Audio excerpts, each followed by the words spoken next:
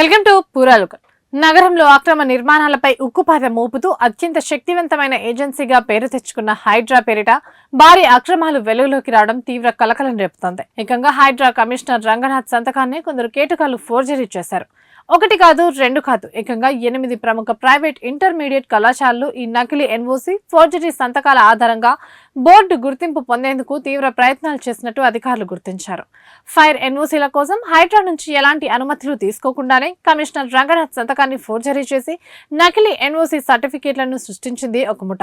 ఈ నకిలీ పత్రాలనే కళాశాల యాజమాన్యులు ఇంటర్ బోర్డ్ అఫిలియేషన్ కోసం సమర్పించాయి. అయితే ఇంటర్ బోర్డ్ తనిఖీల సమయంలో ఈ సర్టిఫికేట్లన్నీ నకిలీవని, వీటిపై ఉన్న కమిషనర్ సంతకం ఫోర్జరీ చేసిందని హైడ్రా మరియు ఇంటర్ బోర్డ్ అధికారులు గుర్తించారు. ఈ తీవ్రమైన అక్రమంపై హైడ్రా యంత్రాంగం తక్షణమే అలర్ట్ అయి కఠిన చర్యలకు ఉపక్రమించింది. ఫోర్జరీకి పాల్పడిన ఈ 8 ప్రైవేట్ కాలేజీల గుర్తింపును వెంటనే రద్దు చేయాలని కోరుతూ హైడ్రా అడిషనల్ డైరెక్టర్ పోలీస్ స్టేషన్లో లిఖితపూర్వకంగా ఫిర్యాదు చేశారు. పోలీసులు కేసు నమోదు చేసి దర్యాప్తు వేగవంతం చేశారు.